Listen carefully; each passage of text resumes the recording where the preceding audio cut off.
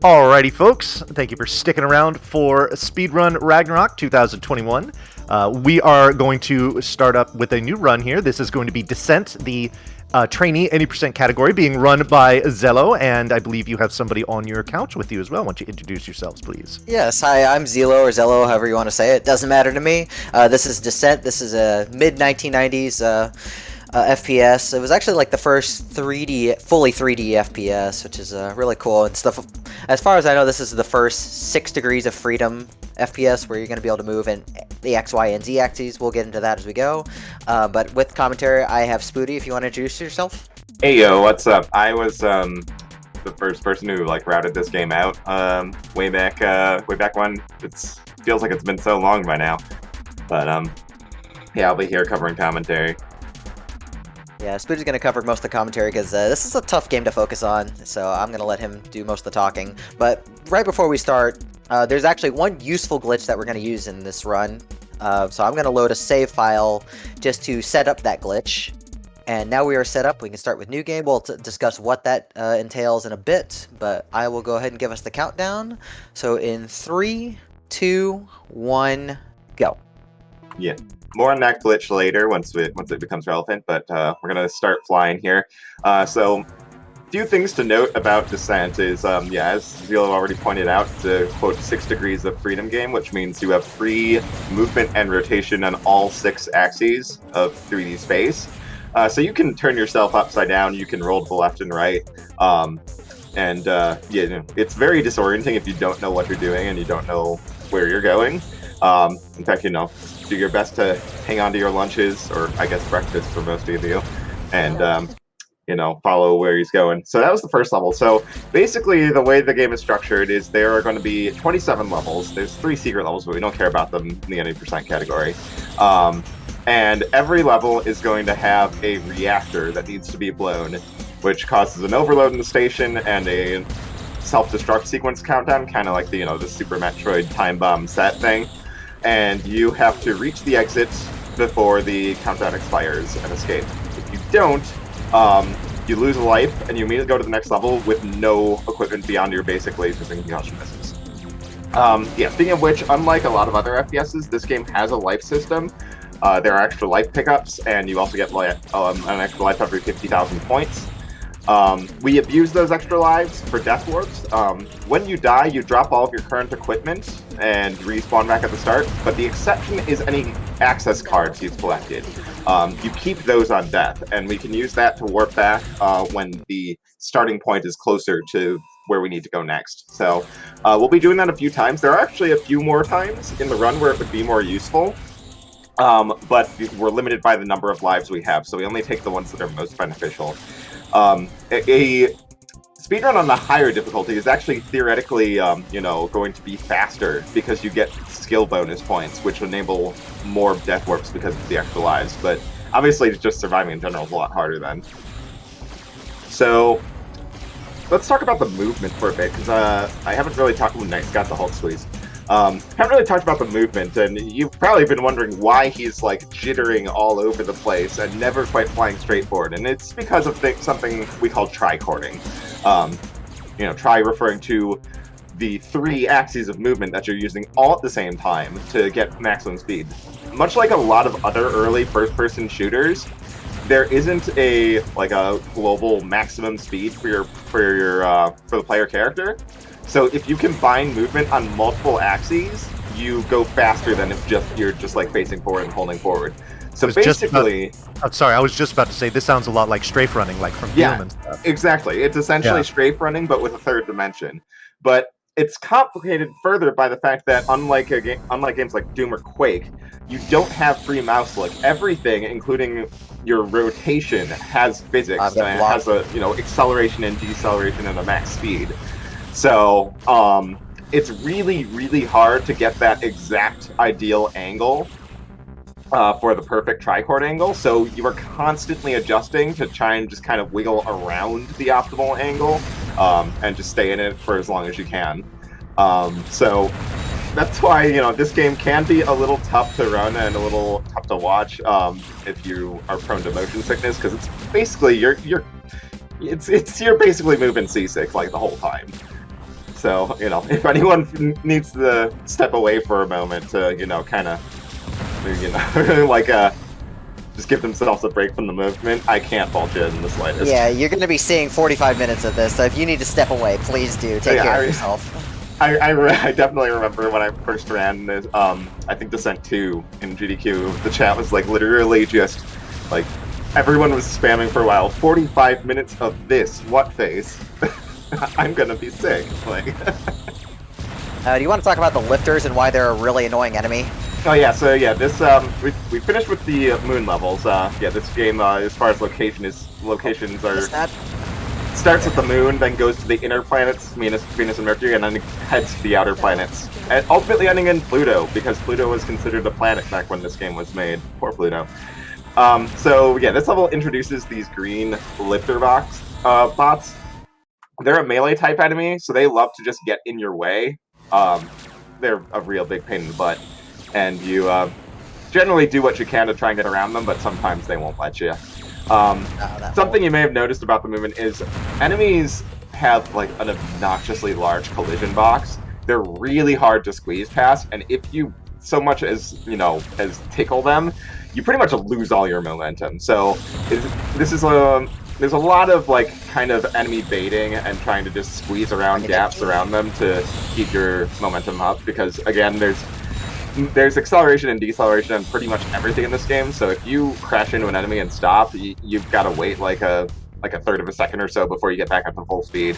And it doesn't seem like much, but you know, as in any other speed game, when it happens repeatedly, like, you know, probably hundreds of times over a run, it really adds up. Something else to add is that we picked up a couple of new weapons. In the last level, we picked up the spread fire cannon. It's this little blueberry launcher we've been using.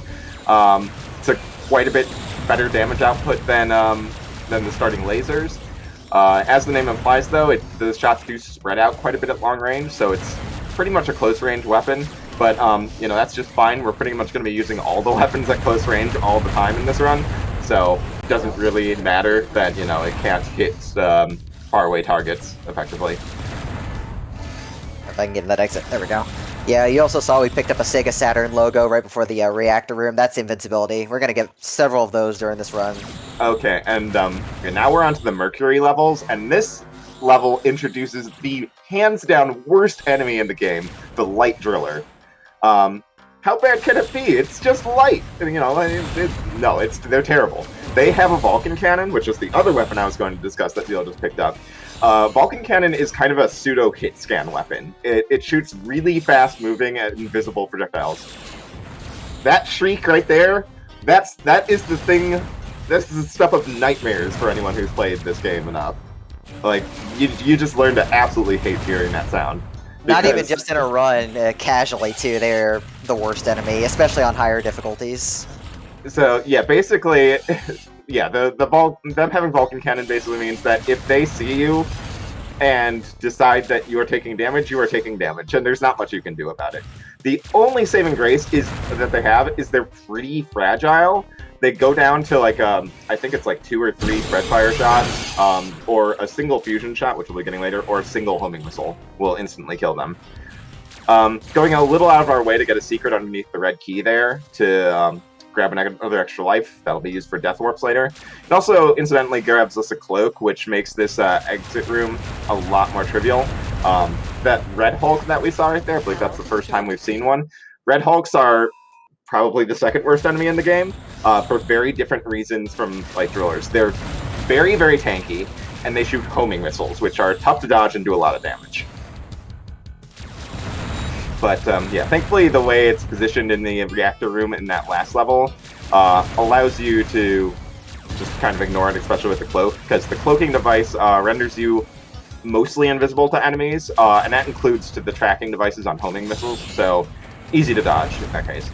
Coming up on another death warp here, just got to push this Red Hulk in front of the yellow key out of the way, and there we go. Lava makes it a little easier to suicide, because if you shoot lava, it splashes and deals damage to stuff around it. So we do give up the spread fire cannon that we picked up, as well as the Vulcan cannon, which is just fine. Vulcan cannon's generally just used as a way to open doors more quickly, because doors do take a moment before their hitbox, the collision box completely vanishes while they're opening. So sometimes it's good to switch to Vulcan to open it more quickly from a distance to make sure you don't get hung up on the frame. But that's essentially all it's used for, and the spread fire cannon, which was our main DPS, is about to get outplayed here. We're going to go just a little side trip on the way here to the boss. Yep, Pick up the you should explain boss glitch real quick. Yeah, so that save file we loaded at the start, it sets up a glitch here. This boss is supposed to teleport randomly every time you damage it, but there's a glitch with the game's internal timer systems not getting reset properly from previous plays. And so for whatever reason, if you load a save file with an in-game time higher than the point you'll be at when you get into your run, the boss just completely fails to teleport. Because it's something to do with that it's set to also teleport automatically like every 10 seconds or so. And the in-game timer gets confused and it just doesn't teleport at all, which makes it a lot easier. You don't have to chase around the arena and deal with all the other enemies in the arena at the same time. It just makes the fight a lot faster and a lot more consistent. It'll also work on the final boss. There are only 2 bosses in this game. Every other level is just going to have a reactor. So we're on to the Mars levels, finished with the inner planets and moving to the outer ones. This first one can be a little tricky. It's a little bit of a longer one. There's a few light drillers to deal with, and also some red hulks at the end that you kind of got to push through. Yeah, this red hulk right here is a real issue sometimes. This should be okay. Yeah, there are some optional shield pickups. Okay, now I'm getting kind of beat up. Yeah, jeez, that was a little rough. You can go get the safety invincibility. Yeah, this seems like you'll probably want it. Yeah, this level thankfully does have a lot of little secret side compartments so you can get safety shields from. There's one right by the red key button behind the red Hulk that Zeel could have gotten and maybe should have gotten as it turns out. Just for clarity's sake, up for the interface, the gold bar down in the kind of the bottom left is the energy bar. Yep. That's used in firing energy-based weapons like the quad lasers he's using right now. The health is the shield value above the ship icon to the right of that. So currently he's at 27% shield, which, as you might guess, is kind of low. So a little bit of a side trip to pick up another Sega Saturn and just be invincible for this reactor room, because chances are without it, he'd have died in that room. Yeah, it was worth taking the trip. Yeah, Mars is the Mars levels are among my favorites in the game. They're really fun to execute. They do introduce some new types of enemies though, because we saw the I think it's the heavy lifters and the secondary lifters in the last level, the red guys with the claws, and then we'll also see heavy drillers in the next level. Yeah, those red claw bots. They are smaller than, I believe they're smaller than the green ones we saw back in levels 4 and 5, which is both kind of a blessing and a curse. Like, it's good because that means they're easier to squeeze around sometimes, and it's bad because it's a smaller hitbox, and sometimes you have to kill them, and like with the laser projectiles, it's really hard to get all 4 quads to hit on such a small target. Why is that spider there? Wow. Yeah, so enemies do have set spawn points, but sometimes they'll randomly kind of start roaming. I'm still not myself entirely clear on what triggers it when they decide to roam. Seems there's a little bit of randomness to it, I think. Yeah, and see right there, just what I was talking about. That lifter just got in the way and had to get killed, but okay. So we're gonna do something pretty interesting right here. We're going to actually kill the reactor and suicide here. So this actually finished the level, but I lose all the equipment in the mine. But it saves us a very lengthy trip to the exit, and there's the best weapon in the game right here anyways, so we are prepped. And yeah, the best weapon in the game, unfortunately, for anyone who may have been struggling with motion sickness with this game, this weapon makes it even worse. Fusion Cannon is a charge and shoot weapon. And it also pierces through enemies, which is really powerful. It can take out large swarms of enemies all at the same time. And with enough time charging, it can one-shot reactors and tougher enemies as well. At least for a while. Reactors do get slight increases to their health every level, up to a point and it eventually gets to a point where they exceed the maximum charge damage of the fusion cannon. But the thing is, while you are charging a fusion shot, you get a kind of your ship starts shaking, and it gets worse the longer you hold that charge. So you constantly have to be correcting the angle for shots, especially when they're down narrow hallways, because the hitboxes on the fusion cannon are ridiculously huge, and if they so much as just give a wall a funny look, they'll just immediately crash into it and come to a dead stop. They pierce enemies, but they still come to a dead stop on walls. So aiming this thing is really hard because you're having to correct for a completely random shake the whole time. And it loves to just splash into walls and instantly die. Okay, good. We got that driller out of the way so it doesn't get me on the way back. So we're gonna use this fusion right away to try and one-shot this reactor. I'm gonna fly very straight here. Nope, I have to abandon the strat, so we're gonna do the backup here. Just kind of double snipe here, and we can get out. So if we'd done that properly, we could have just destroyed the reactor in one shot with fusion. But since I bonked, I had to readjust. Yeah, and that's again the large collision boxes on enemies coming to play. Looks like there was plenty of space to squeeze between those two red hulks, but if you're just off-center by a little bit, you just crash into them, and they come flying forward and block your way to the door, and you just gotta kill them then. Which means dropping the shot, and then you no longer have the fully charged damage you need to one-shot the reactor, and it takes a little longer. A little unfortunate, but it beats dying. This is the hardest set of levels right here at Jupiter. This is by far the hardest set. And before any astronomy nerds that yell us, no, we're not on Jupiter, we're on their moons. That's all the levels that are on the outer planets are for take place in mines that are in their orbiting moons. So yeah, this level has a ton of lava. I briefly touched on lava before. Lava can be pretty dangerous. You can sometimes use it as a tool, not as much in the speedrun, but whenever any shots hit lava, the lava will splash up and deal damage to things nearby it. Yeah, usually you can use that to splash lava onto enemies and destroy them, but usually in practice, in the run, what it means is that even if you dodge shots when you're near lava, you're probably still taking splash damage. So, gotta be really careful around any place that involves lava. I can switch to the right missiles, that would be nice. There we go. Because I honestly have a lot of trouble with this reactor room right here. Like, this is a pretty dangerous one for me. Yeah, this introduces something new. Like, we've had them as a player, but haven't really used them much. So those little red spiky balls are, as you might be able to guess, they're proximity bombs, and they do exactly what they sound to them. If you crash into them, they blow up and deal lots of damage. And there's a whole bunch of little mine layer bots that have the same skin as the lava to kind of give them a little camouflage. Just laying mines all over the reactor room there. So you got to make sure you don't crash into them. Well, we didn't die. Good enough. So, I don't want to lose my fusion cannon, but I still want to do a death warp. So, we're going to set something up for later. So, what I'm actually going to do is that I'm actually going to drop my gear in front of the red door, since it's going to be the last place I go. So, we're going to get rid of these red hulks first. Well, we'll get rid of one of them, and then we'll suicide in front of the door. This drops the gear in a very contained spot, and we can pick it up on the way out while we do the other stuff. And yeah, we get back the blueberry launcher again. There's one sitting in the room back there, and we'll use that as our weapon for while we do the key running here. Oh, this is not good health. Oh yeah, getting caught on that corner there, that cost a lot of health. It's really bad. I have a homing missile on my tail. Okay, I'm actually gonna save, there we go. Just in case. I was actually maybe going to suggest even picking up the invuln that's in the room back there. I forgot where it was. I don't go for a lot of safety.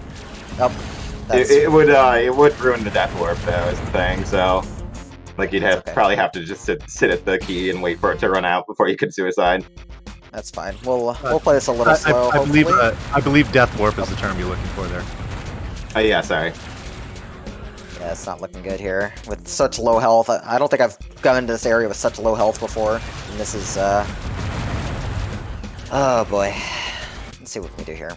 You could still backtrack for that invuln I mentioned if this isn't working out. Yeah, I might have to. Let's Let's play this a little slow. No, the missile came through the door. Okay, we'll do that. Yeah, I've actually never had this happen. Go figure. We can... Marathon luck. Yeah, where is that invul? It's in that door right there, yeah. Okay. That's fine. So we'll have to wait it out, but that's better than taking forever to get through this. So that was already a bunch of time. Yeah, so the invul is going to make it easy to survive this, because there's 2 red hulks in this room right here. But unfortunately, yeah, can't death warp because invincible, and that includes to self-damage, so just going to have to wait for it to time out. Well, we can go explore while we wait. We can use the Mega Missile to suicide. Yeah, there you go. Oh, a little early on that. 2. You have 2, it's fine. So, right, yeah. so now we can get out of here. Yeah, please my bad. refer to them as death warps from now on. Yes, my bad. Yeah. The Mega Missiles are very effective at triggering death orbs, because Mega Missiles are the strongest missile in the game. They have a huge blast radius, and basically do like 200 damage to anything that they hit directly, so if you just shoot a wall in front of you or your face, you didn't grab a key. Oh, I've been missing that a lot lately. So yeah, if you just shoot it point blank into a wall in front of your face, then you just like instantly die no matter what your health is. So we're on level 13, which is one of the scarier levels in the run. The Jupiter levels in general are mostly just scary. Like, the level 12, the one we just got through, is probably the least scary of the Jupiter levels, and it just gives us a lot of trouble. Okay. Oh yeah, this level has a ton of red hulks. So, yeah, gotta be really careful about handling them, because there's gonna be homing missiles flying absolutely everywhere. In fact, we're gonna use a Mega Missile that we pick up on the way here, to just clear out this room, because this key room has both a red hulk and 2 light drillers, so just a pile of 3 of the worst enemies in the game, just all concentrated there. So Mega Missile in there to just clear it out and not instantly die upon trying to get in the room. A little bit of a safety pickup there to get some extra shields from that secret closet. And hey, we accidentally gave the plasma cannon some rep. Whoops. Yeah, that's like the one primary weapon we should never see in a run. It's not a bad weapon per se, it's just that there is never a point in the run where it is the best option. Like, it's a perfectly valid weapon, just not in the speedrun, really. Where's the... I heard that driller. I'm gonna have to deal with him on the way out. That scares me, because this reactor room's a little scary. Yeah, so we're still at the point where a fusion shot that's charged enough can one-shot a reactor. But the thing is, another mechanic I didn't really mention about the fusion cannon is the self-damage. Once you charge past a certain point, the fusion cannon will start damaging you. You start overheating, and it starts to damage your shields. And the maximum... Hey, more plasma. The maximum damage fusion shot is well past the overheat threshold. You have to charge considerably past when you start taking damage to really dish out the maximum damage. So, gotta be really careful when you're going for those reactor one-shots, because you're gonna be leaving yourself a little squishier just by virtue of that you have to overheat. So another gear deposit here. It's best whenever you have to drop your gear like that to try and do it in a narrow space. So like we do our best to put it in the door frame there, but when you die, the gear like kind of explodes outward, and it's really hard to make sure you collect everything that's important if it spreads out. So it's best if you can drop the gear in a hallway, on the narrow hallway, because then it just bounces off the walls and you still just fly straight down the hallway and you're good. But yeah, unfortunately in this level, that death warp takes place in front of the red door, and there's not really a hallway, so just do our best to keep it contained, and then we go and grab the keys. Spread fire cannon again on the way. There's a little bit of a recurring theme here when we're doing key runs without our primary set of gear. There's usually a spread fire cannon you can pick up somewhere, and we'll be doing the key runs with that. Yeah, the little blue surveyor bot back there that he killed dropped a vulnerability power-up, which makes surviving some things a little easier, especially that blue key room that had 3 light drillers in it. A lot easier to deal with the worst enemies in the game when you're just completely invincible. Yeah, I used to go for the cloak that's at the bottom of the room, but invincibility right there is just way safer. Because if you bonk anything in that room with the cloak, they'll point towards you and probably shoot you. Yeah, that's the thing about cloaking devices. I did mention it's mostly full invisibility. It's full invisibility as long as you don't shoot or collide with anything. Whenever you shoot something or crash into a wall, any enemies in the room will usually just immediately point toward your current position and start shooting there. If you keep moving, you generally won't get hit, but you still got to be careful with cloaks so that you're not crashing into stuff. So we're out of the Jupiter levels, and we are into the Saturn levels, which in general are a lot less scary than the Jupiter levels. We've made it through the worst part of the run. This level in particular actually has a lot of invuln pickups, so it's fairly trivial. A lot of missile hulks, including cloaked ones, like the one that ZELLLOO just shot there. But the medium hulks, the ones that just shoot the concussion missiles, aren't too threatening. They go down to a fusion shot that's just barely been charged. You don't have to charge it much. Oh good, I got rid of that red Hulk, so that he'll be out of the way later. Yeah, nice. That red Hulk is deceptively hard to hit. Again, the fusion cannon has huge hitboxes on its body, so it's trying to shoot that red Hulk. The shots are really prone to just clipping into the corner of the hallway entrance and immediately dissipating. So landing that shot's nice. It means one less enemy to deal with when we get to the reactor room. And this is the last reactor that can be one shot by a single fusion shot. You have to charge it all the way to the max post overheat threshold, but you can one shot this reactor. After this point, reactors are going to need a little bit more than just one fusion shot.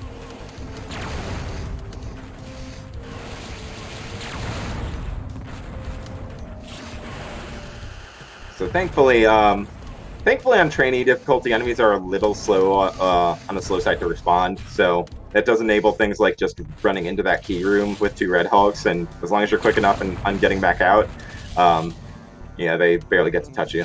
So let's see if I can get the shot. Yeah, you just kind of gotta push. They're not cooperating. Push the Hulks out of the way and try and line up the shot. There we go. Nice. Got it. That took a little time, but it's cool to show off.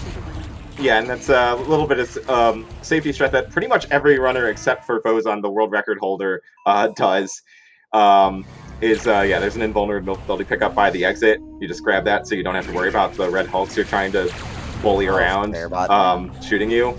The world record doesn't grab that invuln. It just sits in front of 2 red Hulks while it lines up the shot and somehow gets out alive. Yep. I'm not sure how. Anyways, there's not a whole lot interesting going on in this level, so Vani, this is actually a good time for donations or announcements if you have any. Alrighty, thank you. Unfortunately, I don't have any donations to read off, so let me just toss that link into chat to encourage people to do so. And if you're wondering, hey, what's the donation all about? Well, you are watching Speedrun Ragnarok 2021 being put on by the RPG Valkyries. All donations that you put toward this event are going to go toward an organization called Take This. Take This is a mental health nonprofit, and their main mission is to inform the gaming community about like mental health issues, providing education on different disorders and prevention techniques, and reducing the overall stigma around mental illness. So their mission is noble. They do a lot of good stuff. They set up these things that are called safe rooms, which are at events, you know, like conventions and things like what we used to do at least a couple years ago, where it's a nice quiet space where folks can kind of just chill out, get away from if a crowd is too hectic, too much noise, things like that. Gives them an opportunity to kind of decompress and gather themselves. They're very valuable. I know we have lots of members of the Valkyries that have seen them use them before.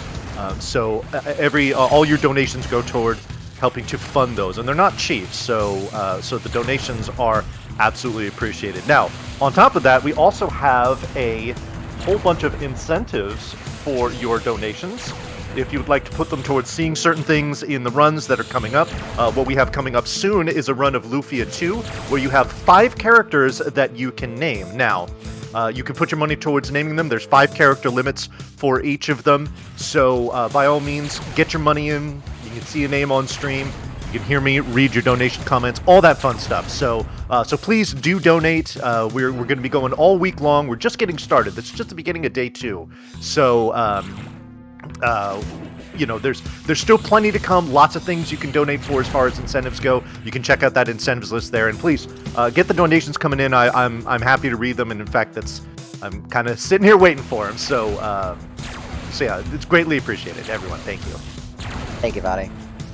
And this level in particular is kind of annoying because it's the first level that introduces the gopher bots, which are like the weird white-colored mine layers. They like to get in the way, and as you saw in level 11, proximity bombs can do a lot of damage, so pretty aggravating level to get through. It looks like I'll be able to get through this reactor room okay, though. I've got a lot of health. Yeah, this level's not too bad as long as you just watch out for those proximity bombs.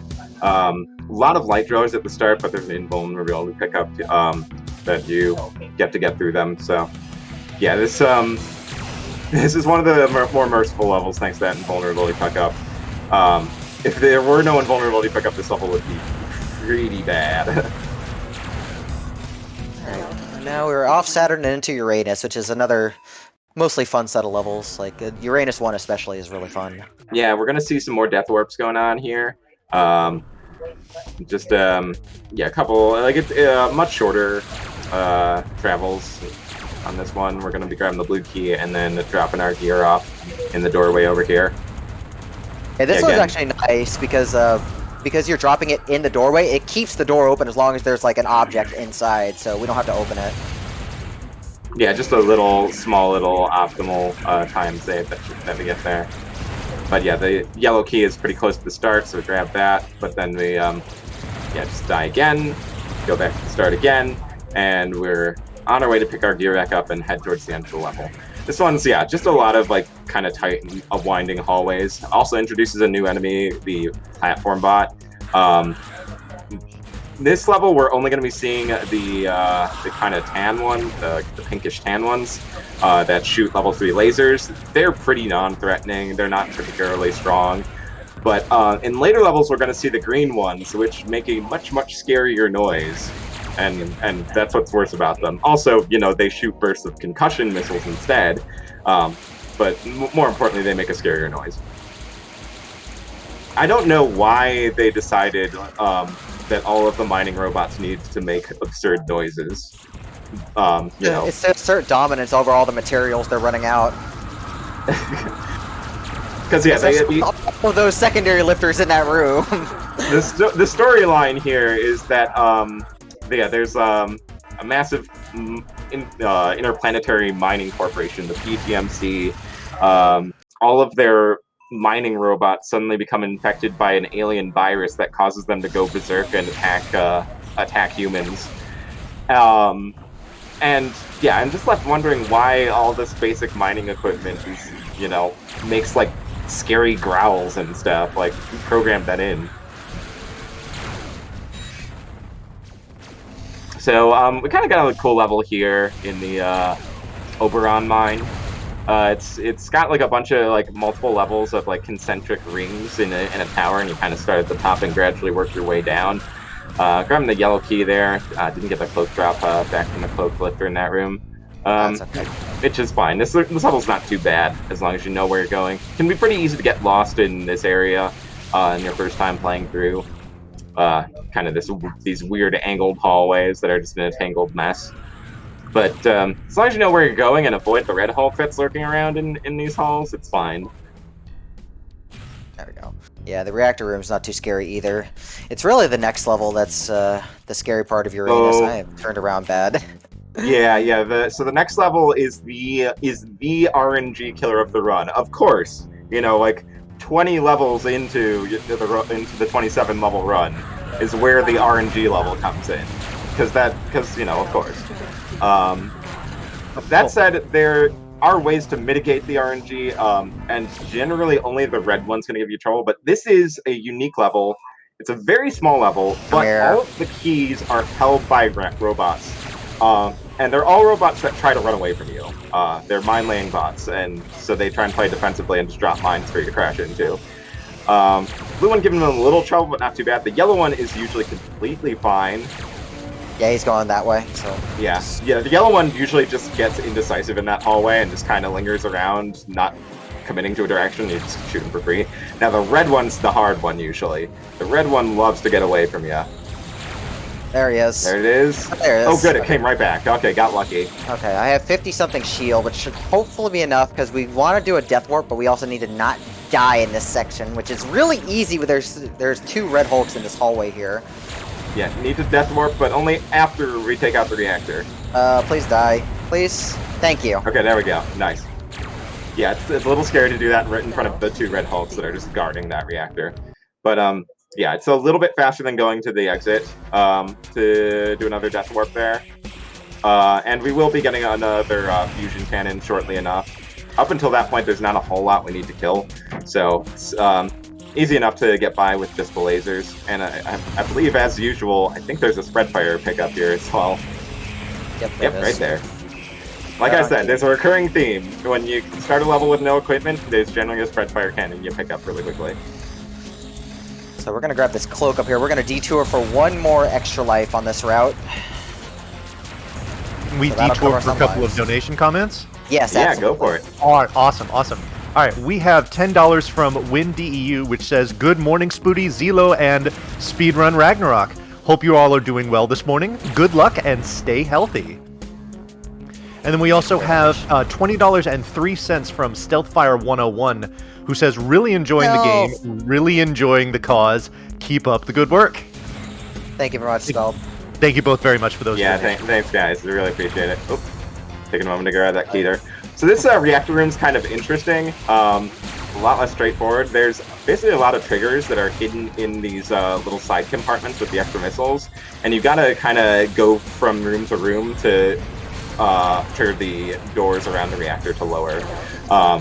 At which point, like, the whole time you're solving the quote-unquote puzzle, you can just be charging up a fusion shot to dunk the reactor pretty quickly. All right, so we've Neptune time. Yeah, this is another pretty scary level in some ways. We immediately start with a gear deposit in the hallway down there leading to the exit. It also has one of my favorite tracks of the soundtrack, of those classic MIDI bangers. There's a homer right on my tail. There it is. Yeah, when you hear that rapidly pulsing noise and see the lock flashing on the screen, that means that there's a homing missile tracking you. The faster that noise pulses and the lock text flashes, the closer it is. There's no, I said about how like the how terrifying the driller shriek is. The only thing that gives it competition is like when you're flying away at full speed and there's a lock-on pulse sound like every quarter of a second as you're trying to fly away. Like it's right behind you and you're just trying to get out of there. Alright, 1 more death warp. We're gonna grab all our gear. If you don't like loud noises, you should brace your ears right now. Yeah, the light driller room, just a big pit of light drillers, including some that are cloaked. But thankfully there's an invulnerability pickup we saved right at the start of the level for diving through this room.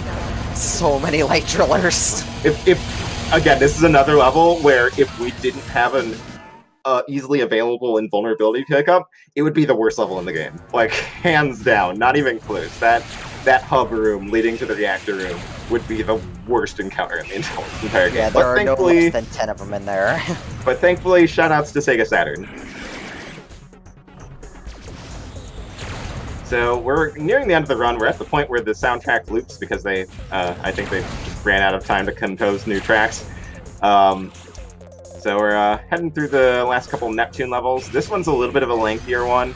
Can be a little bit more of a dangerous one because of how lengthy it is. I've even, I think, almost run out of energy on this level a few times. I have. I'm grabbing a few extra shields too, just because the ending is pretty scary. Because yeah, the fusion cannon is not cheap to fire. It costs quite a bit of energy every time you use it, so gotta be careful about picking your fights here and making sure you don't run out of energy. Yeah, speaking of fusion, this also introduces the last main enemy, the Fusion Hulks. And we're gonna to deal with them. We'll see some of those in the reactor room. Fusion Hulks are extremely dangerous, even down here on Trainee difficulty. If you get tagged by a Fusion Hulk shot, you are taking 60 damage. That's not an exaggeration here. It is literally 60. It hurts, and this is on Trainee. Yeah, on higher difficulties, it does a little more, and they shoot much more rapidly. It's, yeah, not many people run the higher difficulties on Descent 1. But Hotshot can be a fun category. I can't say I would recommend the top difficulty level all that much. It's a little excessive. In classic, in true classic FPS fashion, the top level difficulty is absolutely ridiculous and wasn't entirely meant to be taken seriously. I was actually afraid I was going to run out of energy. Yeah, that energy drop helps quite a bit with that. So yeah, we saw those those big purple hulks that gave out this really long, distorted cry. You gotta watch out for those. Those are the fusion hulks. There will be a few in almost every level from here on. Not in 25 in the next one, but otherwise you're going to be seeing some every level from here on out. And they are always something to be scared of. Safety invuln pickup here, it's not necessary, but it only costs you like a second, and for marathon safety, definitely worth grabbing. Yeah, because we have to get around a fusion hulk, and I get hit by him more often than I'd like to admit. That cloud of light drillers as well, being invulnerable to that is nice. Oh, yeah, I think you just got hit by him, so... Yep. See, pays off. Yeah, that would have been 60 damage and down to 21 shield, and then probably die to that red hulk right there without the invuln, so... Yeah, good to have the invuln. Oof, I almost got shot right as it ran out, too. Yeah, nice dodge. Ooh, and a good lucky cloak drop. Pretty much every cloaked enemy, other than the cloaked missile hulks, have a random chance of dropping a cloaking device. So it's good when you can get it, especially this exit room, or reactor room, with a ton of red hulks. There we go. Again, cloaking devices render the homing devices on homing missiles completely useless, so makes red hulks a lot less threatening to have a cloak. Alright, and we are on to the Pluto levels, final stretch of the run. Interestingly enough, the first Pluto level here is not that bad. The Pluto military base is pretty minimal on the more threatening enemies. It's mostly just a ton of these heavy class drillers that have the plasma launcher, which, like, they're a little annoying. They're fairly tanky. You gotta charge your fusion shot a bit to get the kill. A couple of missile platformers in these hallways right here that you gotta watch out for. Again, they fire a burst of concussion missiles, which have some blast damage, and can punch you pretty hard if you get hit by all the missiles. But that guy did. Yeah, you got hit there. But yeah, so just took like 25 damage there off of that. So yeah, those missile platformers are dangerous if you're not careful. Get rid of them. This room's a little scary because the really weird geometry. Yep, yeah. I'm just gonna play this safe. Yeah, that is, I was just talking about this with Zeal before the run. You can cleanly clear out this hallway with a well-aimed fusion shot, but as you may notice that the ceiling is really low in this hallway. A fusion shot needs to be pretty much angled perfectly to actually travel the length of the hallway and clear all the enemies out. It's something I've pretty much only ever gotten in practice runs before. Never in a full game run have I actually landed that shot. Okay, we're gonna grab this invuln. This will take us to the end of the level. Yeah, just in time. You're down to 15 shields. Yep. And thankfully, yeah, invuln also does protect against the fusion overcharge damage, so... that is not right. Yep, gotta be careful there.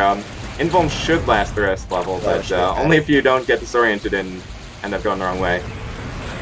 Oh god, that's bad. You still got time on the invuln. You're fine. Okay, yeah, I should be okay. Yeah, once it starts blinking like that, you've got about, like, 5 seconds. So, yeah, there we go. Invuln ran out, but enough free space to get to the exit. Alright, so, penultimate level here. Yeah, just gonna be doing one more set of death warps, and you'll notice we are down to 1 life. That counter does go down to 0, so we have just enough lives to do this set of death warps here. Unfortunately, we've got to deal with a few tankier enemies with just the basic lasers, because this is the one time where there isn't a spread fire cannon just readily available for you. But thankfully, only a couple of enemies get to this blue key. The worst of which being this red Hulk right here. But there you go, grab the blue key, throw some missiles into the floor, and back to the start. And we are now fresh out of extra lives. Although, you'll actually get another one in just a few kills. Yeah, that's my backup in case I screw up on 27. So we should be alright. We would actually like to do another Death Warp in this level, but we can't because we're forced to take that invincibility right there. kind of unfortunate. Yeah, that there's just no way around that invincibility. So you can't death warp from the yellow key, which would in theory save a little bit of time. But it is what it is. So we are going to go into a couple secret chambers up here. We're going to grab a few mega missiles for the final boss coming up. So yeah, mega missiles. At a higher level, missiles getting used fairly sparingly in this run. We've seen a few uses of the smart missiles. Smart missiles being a dumbfire missile that explodes into a bunch of foaming plasma blobs. And we've seen one use of the mega missile before, but we'll be using everything we've got in the final bosses to try and get him down as fast as possible. Okay, the last scary part of this level is picking up an invulnerability that I revealed in the floor coming up. Yeah, for some reason, this particular door, secret door, stays open when you shoot it open, and you can just slide in and grab the invuln and go into the reactor room. A few red hulks to kind of push out of the way, but... And yeah, reactor kind of hidden in a little closet back here, but once we take it out, just a pretty smooth flight over to the exit here, and we are onto the final level. So this is on Pluto's moon, Charon, and it's actually a pretty small level. There's a little hub with all of the color-coded access doors, but we've got a lot of brutal enemies to get through. Thankfully, this level has a ton of invulnerability pickups, so as long as you move quickly, you're actually pretty safe for most of the level. Yeah, we're actually gonna, instead of fighting past these fusion hulks right here, we're actually gonna go back up, and we're gonna take the long way around, quote-unquote, because it's actually faster not having to deal with so many enemies. And this invuln will hopefully last long enough to get through all of these fusion hulks. It's about to expire. Yeah, we're good. I remember watching ZELLOOO like literally get tagged by that last fusion hulk on this pretty much the same frame the invulnerability ran out. It was pretty bad. Yeah, luckily I changed the route to do it this way, so that doesn't happen anymore. Alright, so boss glitch is still active for the boss coming up. We're going to use quad lasers because fusion's not good for overall DPS. So the only hard part is just going to making sure I can grab the invulnerability because this guy launches mega missiles. We're just going to get you out of the way. That lifter spawning on the invuln, that's really unfortunate, but... That's fine.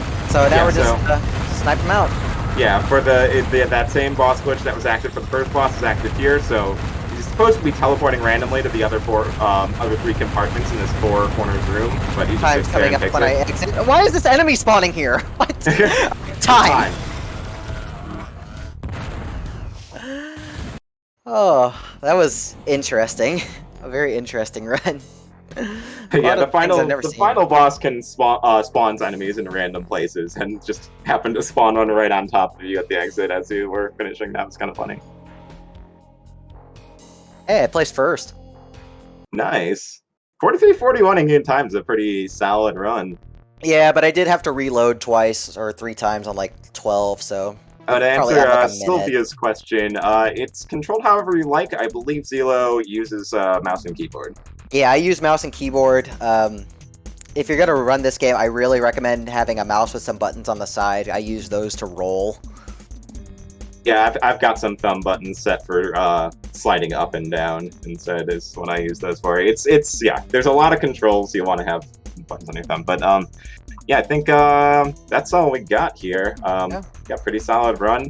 Any more comments you want to throw out there? No, that's really about it. Thank y'all for watching Descent. Both Spoody and I will be back tomorrow for Necrodancer, and then I will be back late tonight for Doom 64. But I think we'll go ahead and pass it over so we can get Metal Gear Solid. But thanks everyone for watching, and see y'all later. Alrighty, thank you folks very much for that run. Be sure to give the runner here, ZELLOOO, a follow, as well as Spoody, who I am, unfortunately the command didn't quite work out, so I'm just going to go ahead and do this manually right there.